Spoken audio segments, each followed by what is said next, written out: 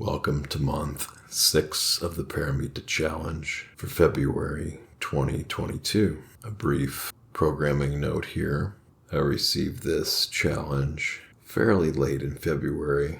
If you want to know more of the details of that, please see the show notes in the blog post. Suffice it to say, though, that it looks like perhaps from now going forward, the challenge will now be publicly available on the internet for anyone interested.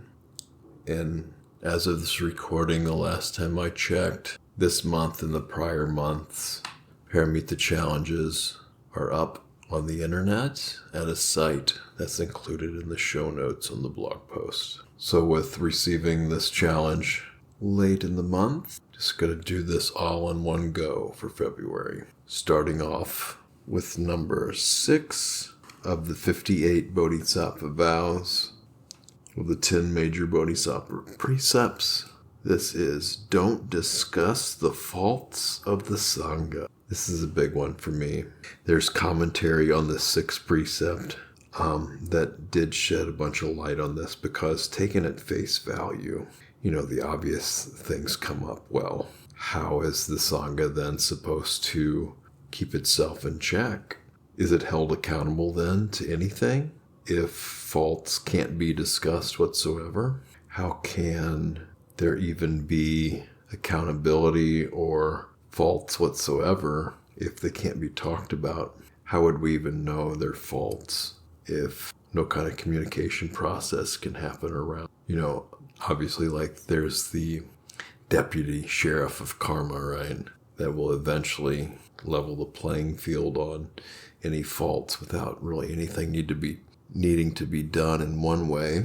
But what about reconciliation processes? What about conduct, promoting good conduct? If there's no open feedback, no accountability, or maybe there is, but how can it be made known? And then also just framing this in the light of, well, what is the positive version of this? What about lauding the successes, celebrating the admirable qualities of the Sangha? It seems precepts are often framed in the negative, as we've mentioned before, or I've mentioned before in this challenge, or the royal we, meaning those who have taken on this challenge and discussed it, commented on it, expressed journaling about its contents one way or another. So going down here to the commentary, I'm not going to read this all. The major points being, obviously, yes, no one should be slandered. I mean, that's just seems common knowledge to me, that especially publicly blaming, shaming, or guilting someone doesn't do any good whatsoever. That should be very apparent to everyone, how that doesn't do any good. It could perhaps even cause more harm. But this commentary seems to take an eye for an eye, so to speak, putting down others who put them down. And it almost seems in a condescending way, in some sense. He should always feel compassion for such detractors, instruct them and lead them to a wholesome belief in the great vehicle. Finishing out that sentence completely, though, whenever a bodhisattva hears an evil-hearted externalist of evil exponent of the small vehicles speak of practice which are not in accord with the Dharma and not in accord with the precepts within Buddhism, he should always feel compassion for such detractors, instruct them and lead to a wholesome belief in the vehicle. Well, obviously, an evil-hearted externalist of evil exponent of the small vehicles. Well, an evil-hearted externalist, it doesn't matter, what that is. And obviously, any kind of evil, don't do evil, do good, purify the mind, right? It's the teachings of all the Buddhas. These small vehicles, though, this is kind of a jab at Theravada, which, whatever. But isn't that kind of, comparing big and small? A vehicle can get you to point A to point B, no matter if it's a Mercedes or a, Datsun or something. One might get you there. A little more style and grace and speed. But anyway, we all know these arguments, right? Or not arguments, but points. And then speak of practices which are not in accord with the Dhamma and not in accord with precepts of Buddhism. So if we can't speak to begin with in general, how can we even start to explore and discuss what is in accordance with the Dhamma, what is in accordance with precepts in Buddhism, if one can't be critical? Now, how we be critical and how we talk about things is of utmost importance, but if there's no way to speak or express or anything, then this is one of the common criticisms of why some people get into spirituality, because they feel they will be beyond reproach, that they're above and beyond anything and not really subject to any kind of criticism or, don't have to follow any normal rules or anything.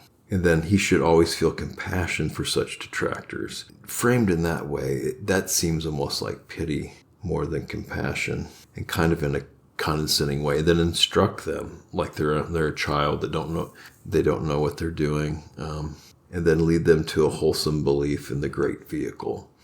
So, belief is only really needed if one doesn't already see and know for themselves. Once one sees and knows for themselves, and there's no need for belief. And then what is a wholesome versus unwholesome belief? And again, why is one lobbying for one vehicle over another? It just seems like standard politics to me. And then if they do commit an offense because of this, then how are they held accountable? Now, going back to the other side of this, one of the grave offenses in Buddhism that if one makes, they can't realize awakening in this lifetime. The really serious ones, killing your mother and father, are the big ones. Killing an arhat, shedding the blood of a Buddha. And the other one is dividing the Sangha. So I think this is what this helps protect, though, this one. And I would revise that to deliberately dividing the Sangha, because I asked a venerable about this one time.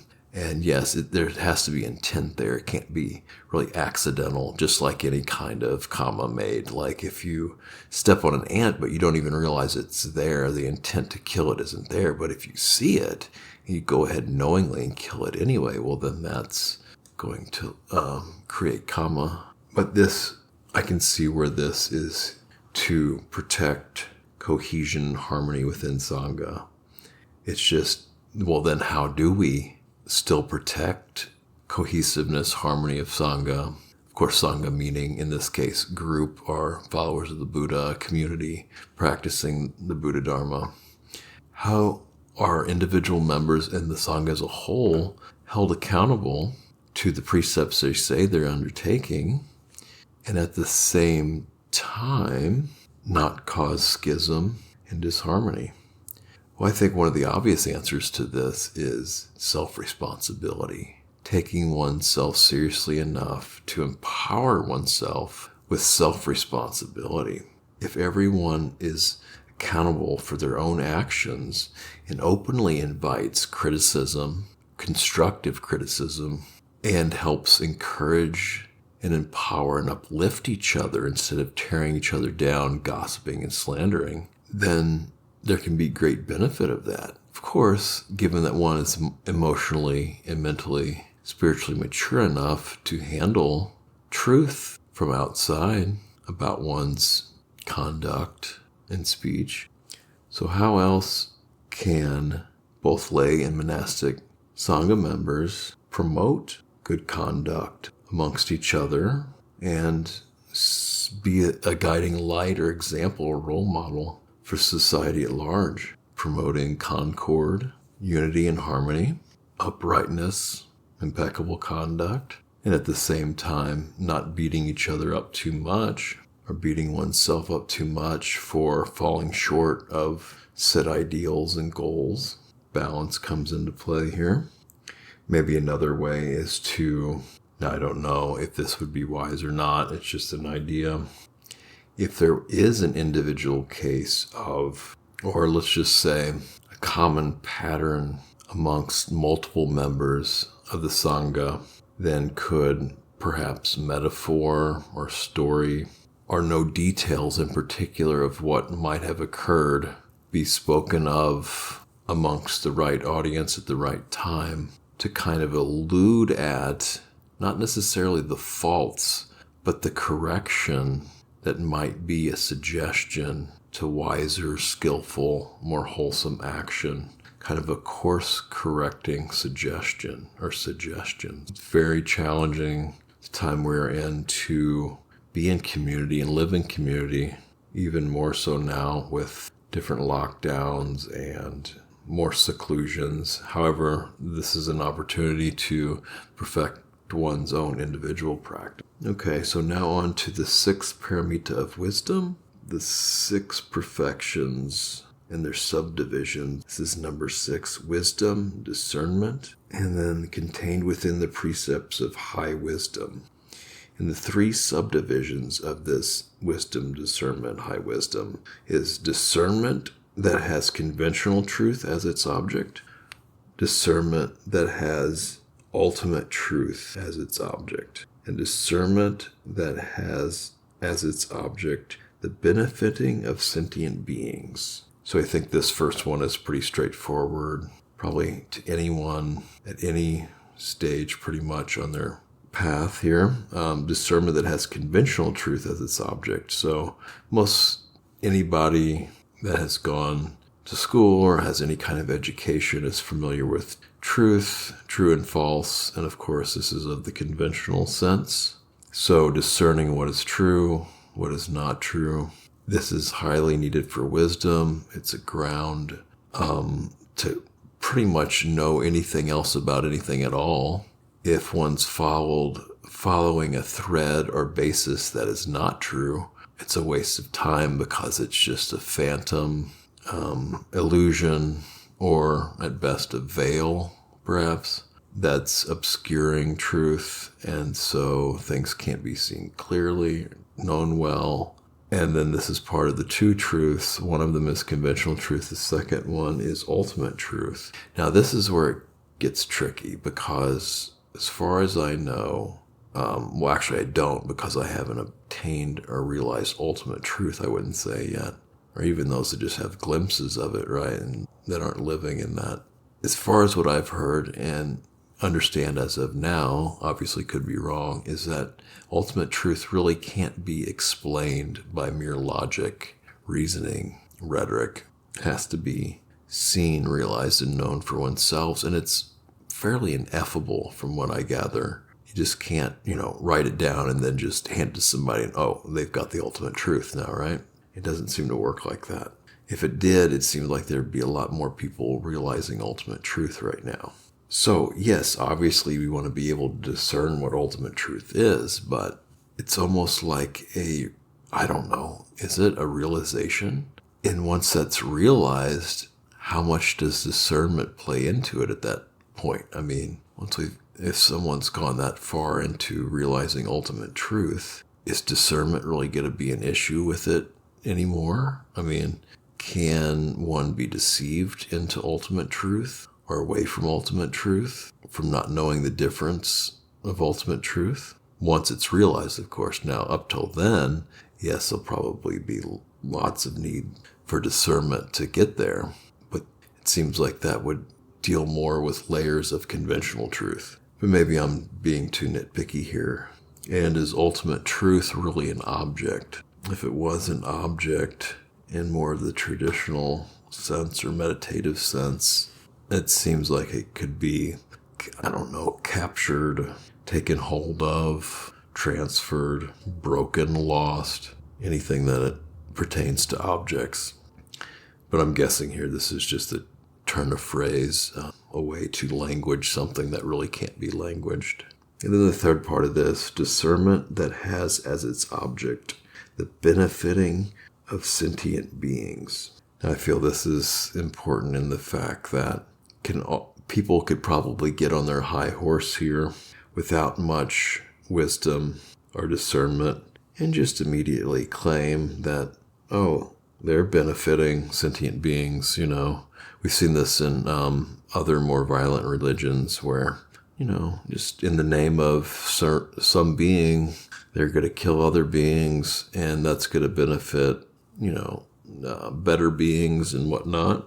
Maybe that's kind of a oversimplification, but you get the point, right? So there's this notion of the greater good, right? It sounds lovely on its surface, right? But for the greater good of who? And what other goods are being considered and then trumped or superseded by a greater good? Who's saying these other goods need to be overshadowed or superseded by a greater good? And who's all making those decisions, and how are they being made, to what criteria, right? So we need to be, society as a whole, very cautious about how we think we're helping others. But on the other hand, it can't be too cautious and say, oh, I'm just going to deliberate if that's really worth it or if that's really being good, and then end up stagnating and not taking action, either not helping anybody, kind of sitting in an ivory tower or, armchair philosopher, not putting into practice in the daily world things that need to be done to benefit others, help others. Of course, the golden rule is a good starting point, rule of thumb: doing unto others as you would have them do unto you. So this is actually a great opportunity to practice discernment. How might this action, speech, or thought benefit or not benefit sentient beings? What is the motivation for doing this? What is the intent for doing this for benefiting sentient beings? Do I benefit as well? How do I feel before, during, and after benefiting, or being of benefit, or even just contemplating and discerning? So next is from the 10 Pāramitās, definition and varieties. From the doctrine of mere consciousness, the 10 excellent moral exercises are the 10 Pāramitās. And number 6 is discernment. Prajna is this Sanskrit. Prajna is of 3 kinds, and I'm going to spare you my Sanskrit attempt here. Non-discriminating prajna, intuitive discernment of the voidness of the self or Atma. Number 2, non-discriminating prajna, intuitive discernment of the voidness of all phenomena or dharmas. Number 3, non-discriminating prajna, intuitive discernment of the voidness of self, Atman, and all phenomena, dharmas. So, to me, this is mostly redundant, the 3 here. If you were to simplify it down, or if I were to simplify it down, it would just be this number 2 here, intuitive discernment of the voidness of all phenomena or dharmas. Because this selfing of an Atman is in itself phenomena of sorts, I feel. So this creating of a self, this Atman, this permanent, unchanging self, is a type of distorted phenomena, I guess you could call it. Maybe one that's, dare I say, formulated out of ignorance. It's not that it's just that it's not a permanent thing from what I understand. There's going to be parts that change. It's not like this adamantine, this indestructible substance. If it was, then one would be able to control it, tell it to do whatever it wants, and it would obey, right? Can an essence be derived from it? If there is an essence, what is it? How can it be contained, bottled up? And then if it could, what would happen to it then it could be objectified and, corrupted or broken, manipulated, right? If it could be pinned down into an essence. And the terminology here is a little confusing for me. Non-discriminating prajna. So if it's non-discriminating prajna, that means that you're not discriminating, means to tell one thing from another. So if you can't tell one thing from another, that's interesting to consider for wisdom. I feel like wisdom should be able to discern one thing from another, discriminate one thing from another. Otherwise, there's only what? What kind of reality is that? Maybe it's more towards ultimate reality, but right or not. But how could you even discern that if there's no discrimination present? And then you go into the intuitive discernment of the voidness of the self. An intuitive discernment, so first you say non-discriminating, then you're saying there's a discernment. So I don't, though that's cognitive dissonance to me, so I don't get that exactly. Or non-discriminating prajna is being described as intuitive discernment. So for me, it would just be intuitively knowing the voidness of the self or atma. And again, voidness, I don't know about that word, like emptiness, perhaps better, or the essencelessness. I don't think that's a word. And then here it's posed as a thing that really exists. Voidness of the self or Atman. Well, I guess in one sense, in a conventional sense, the Buddha never point blank said, oh, there's not a self. He did give teachings on anatta or not self, though. So the second one, non-discriminating prajna, intuitive discernment of the voidness of all phenomena. This intuitive part is really important because one can just parrot things intellectually and kind of seem like they have an intellectual idea, but you can really see deep into the nature of something and see that there is no essence or permanent substrate or substance in phenomena that will allow for an eternal existence just the way it is as witnessed in that moment, that there is no changeability in it and that it's all perfect and will never change. So knowing and seeing that intuitively, some of us might perhaps get glimpses of that.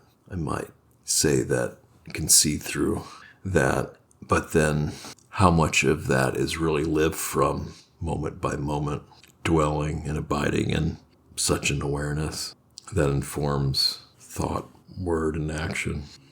Or is it just saying here, oh, when that discernment needs to be made, it's made, and then kind of the conventional view of reality is okay to go forward when those times are not called for, when intuitive discernment of the voidness of all phenomena is not really called for. So that in itself would take even more discernment, which wisdom, discernment, investigation, knowing, intuition can't be stressed enough. For me, that's kind of almost half of the path. The other half is kind of the heart-based qualities. And those both spring from ethics to set the groundwork. So the third one here, non-discriminating prajna, intuitive discernment of the voidness of self, Atman, and all phenomena, dharmas. So again, this is kind of a combination of the first two, which I've already mentioned. Seems a little redundant. I don't know why they need to be stressed individually and then together. Perhaps I'm missing something here. So now into the 52 Bodhisattva Vows, the 10 practices, stages 21 through 30. And again, I don't get these numberings, but they're numbered 1 through 5. I'll just read these and come back to them. Again, I haven't taken Bodhisattva Vows. Number 1, the practice of giving joy. We practice selfless giving to all sentient beings without any desire for reward. Number 2, the beneficial practice. We practice maintaining pure self-control without any attachment to form, sound, smell, taste, or touch. 3, the practice of non-opposition. We practice continuous forbearance and tolerance of being humble and respectful, of harming neither self nor others. Number 4, the practice of indomitability. We practice cultivation of great, unsurpassed energy, becoming naturally free from the 3 poisons of greed, hatred, and delusion. Number 5, the practice of non-confusion. We practice perfect right mindfulness with a mind firm and imperturbable, consummately pure, immeasurably vast, without any delusion or confusion, so that the mind is free from distractions and disturbances. Sounds nice, doesn't it? So the first one, the practice of giving joy. We practice selfless giving to all sentient beings without any desire for reward. So practice selfless giving to other sentient beings without any desire for reward. That's a little more relatable to me than the practice of giving joy. So, but what are we giving then? If we don't give joy, we'll come back to the joy part, but we practice selfless giving to all sentient beings without desire for reward. what are we giving first off? Are we giving attitudes? Are we giving crumbs? Are we going to the other extreme and giving too much away, clearing out our bank accounts when we might need that to support our own well-being so we can continue helping others? For many, without any desire for reward is the most challenging, because in at least modern Western society, we've been conditioned to get something in return for everything, or only do something in exchange for equal value or greater value, right? And so I know when I kind of reach the point of, or I'm in the flow of just selfless giving, because it's just the only thing that really makes sense. And plus, when we see and know karma more clearly, that what we put out will come back to us, right? Not just physical objects, but certain energies, certain attitudes, actions, efforts, speech, energies, vibrations. Like attracts like, I guess, is one way some people look at it, but actions have consequences. So if we're giving what needs to be given, or what can be given, what's given wisely, skillfully, wholesomely, there really is no need for concern of what one might get back, because we're going to get exactly what we need exactly when we need it, is one way. It's put by a teacher I follow. And so we can tune into the joy of giving too. We could give joy itself, or we can just tune into, yes, the joy that results in having the intent to give, how we are before we give, during and after giving, and remind ourselves to revel in that joy, soak in the goodness of that giving. Generosity can overcome greediness, and is a remedy, an antidote for greediness that does make the heart sing.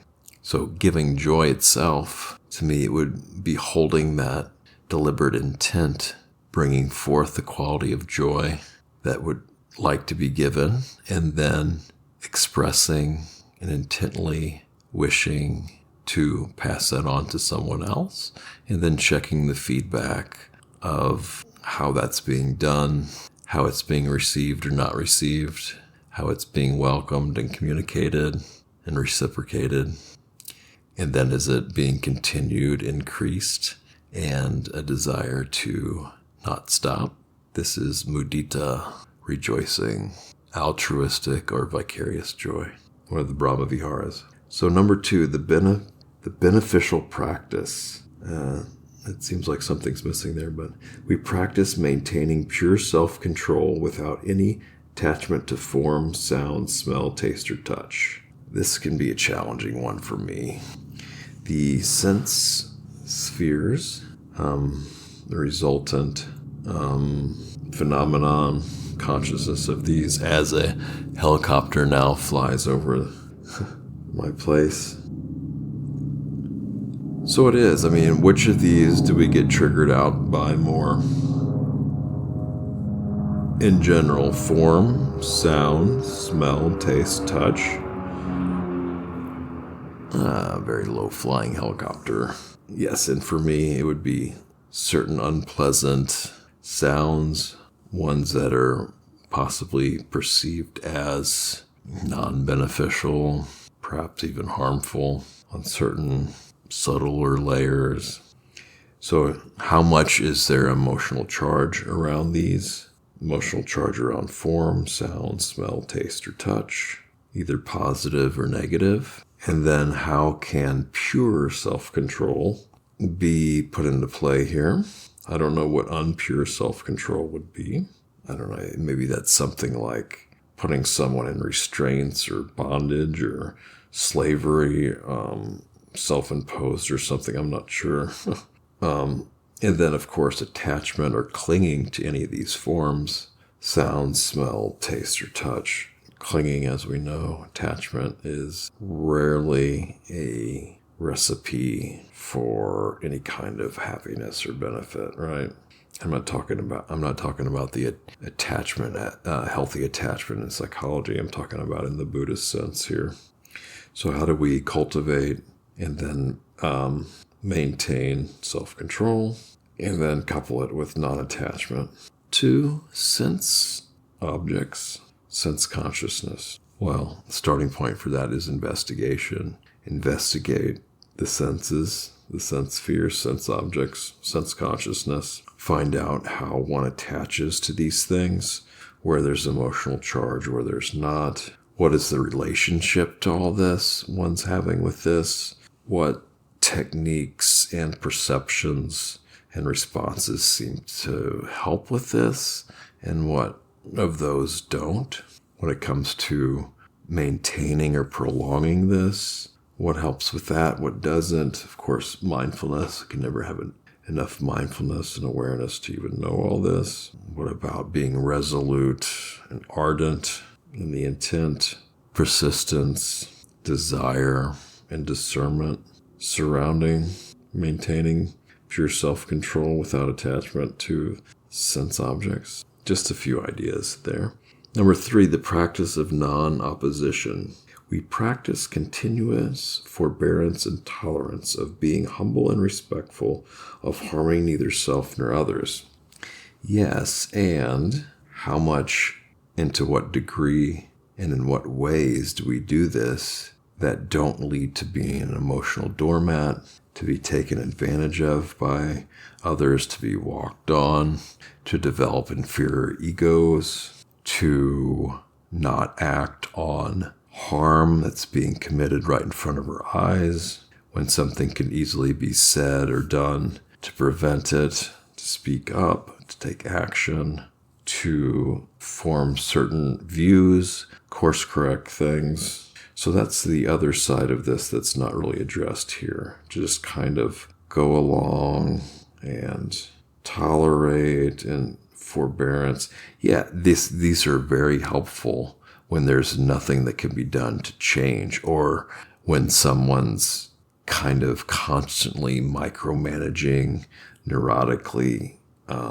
acting or thinking, expending all kinds of energy on things that really don't matter, and influence really can't be implemented in certain cases.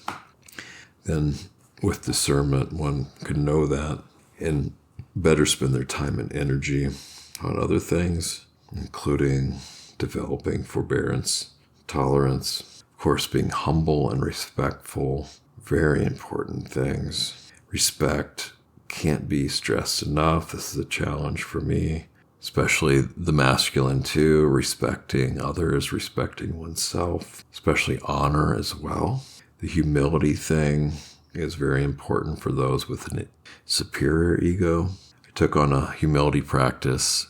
It's 2 months of, this was suggested through a different teacher I followed, but a public thing, of going in to wherever one was using a public toilet, and if there are paper towels available and soap and water, they would be wiping down the entire toilet with soap and water and paper towels each time you were using it, no matter what.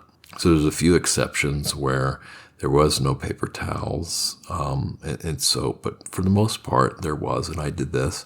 Even when there were people waiting in line, it only happened a few times, and it's kind of awkward, and I can't even remember what I said to them about that, but there was really no incidences of people saying, "Oh, what are you doing? Come on, get out of the way." None of that. And most of the times it was just in there alone and did that. And it's fairly humbling.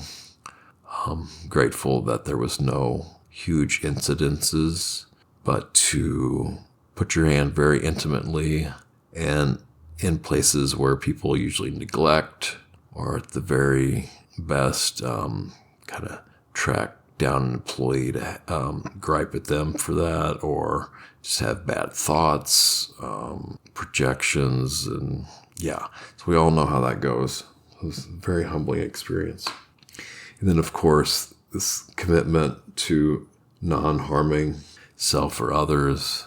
Talked about this in previous challenges. We go into subtle and subtler layers of what can be considered harm and non-harm. Get into energetic levels, even down to volitions, thoughts, and how they can snowball and affect. So it can get very subtle. This is one of the most important commitments that I know of, at least for me, especially, I guess, given the times we're in and how much this underlies so many other actions and views, opinions, responses that we have, lack of responses. Okay, the practice of indomitability. We practice cultivation of great unsurpassed energy, becoming naturally free from the three poisons of greed, hatred, and delusion. This is a word we don't use every day, or at least I don't come across every day. Indomitability. Looking it up here, it says, impossible to subdue or defeat. That's pretty cool. It's kind of I guess it's kind of like invincible, but when applied to competition, I guess. Cultivation of great unsurpassed energy, becoming naturally free of the three poisons of greed, hatred, and delusion. So notice it doesn't say will here, that there's somebody doing it, but it's interesting if there's, how is it getting done though? How is the unsurpassed energy, great unsurpassed energy, how is it cultivated? And then what is naturally free versus unnaturally free? It's an interesting choice of words here. And becoming. Usually in Buddhism, we don't want to do being or becoming, but in this case, it is a wholesome becoming, because when applied to the three poisons of greed, hatred, delusion, of course, I like to substitute hatred out for ill will, because, as I've mentioned before, hatred, while it's not the most wholesome thing, obviously, it's there as like a fail-safe protector, or at least anger is, where if there's injustices or harm being done, then this kind of unwholesome anger or hatred can at least tear someone away from their delusion or ignorance, or ignoring what's going on, thinking it's okay when it's not, and get them to act or think differently about something. Well, obviously, it's, like I said, the last ditch, kind of last resort type thing to address harm in the world, because potentially addressing harm with more harm. But I guess that's a starting point, again, if there's no other option, to at least be aware of harm being done. So when I substitute ill will in there for hatred, ill will, I can't see where that would ever be okay. Having the intent to wanting to harm someone, especially initiating that, not in self-defense, but just a deep-seated harm, wanting to harm someone. I can't see where that would ever do any good whatsoever. Again, unless one is defending loved ones or oneself, even that can be argued against too, but that would be the only case. But in that case, ill will would never really come into it. It would be a self-preservation, or not even self-preservation, but a life-preserving, a life-supporting action where ill will or hatred doesn't really even need to come into it. So yes, these footholds, these unwholesome roots or poisons of greed, ill will, delusion, they have their own kind of energy too. So addressing them with the right amount of energy to help overcome them. You know, the historical Buddha was all about effort and zest to a great extent to uproot these poisons, these unwholesome roots. So how do we cultivate that energy? I think, well, once we see a real need for it and the danger and harm of these three poisons, these three unwholesome roots, and the great benefit and delight and joy, happiness, well-being, and benefits of the opposite, wholesome roots, then the amount of energy can flow properly, be cultivated properly is one way. The practice of non-confusion, number 5. We practice perfect right mindfulness with the mind firm and imperturbable, consummately pure, immeasurably vast, without any delusion or confusion, so that the mind is free from distractions and disturbances. It's kind of interesting how this is framed with, the problem here, it seems like distractions and disturbances, but To me, those are perceptions. So would it also be possible to work with the perceptions of distractions and disturbances? What if we could perceive what we're now perceiving as distractions and disturbances as something else? Something that's actually not really a distraction or disturbance. What if a distraction is a perception that doesn't need to happen? Or what if a distraction is a perception that's a test or a challenge for strengthening mindfulness? And then what happens when we do experience these things? Perfect right mindfulness. Well, that's a beautifully high bar, but what happens if we fall short of that? Then what is the relationship to perfect right mindfulness? Do we say we fail at that? Is there a relationship that's saying I'm not good enough then? Or what if there's kind of a giving up, like that could never be achieved anyway, so why even try or bother? Sometimes mindfulness will be there, sometimes not. And so it's okay if it shows up. And if it's not there, well, that's just how things are. Well, that kind of view, which I've fallen into plenty of times, can go against cultivating energy and effort, right? Or the overstriving, the opposite, where, I've got to just do it all the time. And if I don't, well, then catastrophe's going to happen. So there's just have to work all the time. Mind firm and imperturbable. Well, that's cool too. And I want to be there as well. But the reality right now is it seems to have some agency over the mind some of the times. And sometimes the mind seems to have a mind of its own. And certain things happen to the mind sometimes where if one had a choice, wouldn't have a certain thought come up. Consummately pure. What can be purified, what can't be purified. How are things purified? Why should things be purified? How do we know when things are purified? Immeasurably vast. How do we get there? How do we break out of the confines of a small, limiting, constricted self without any delusion or confusion? Well, what if there is delusion or confusion? One of the ways I've heard to look at that is only clarity can come from confusion.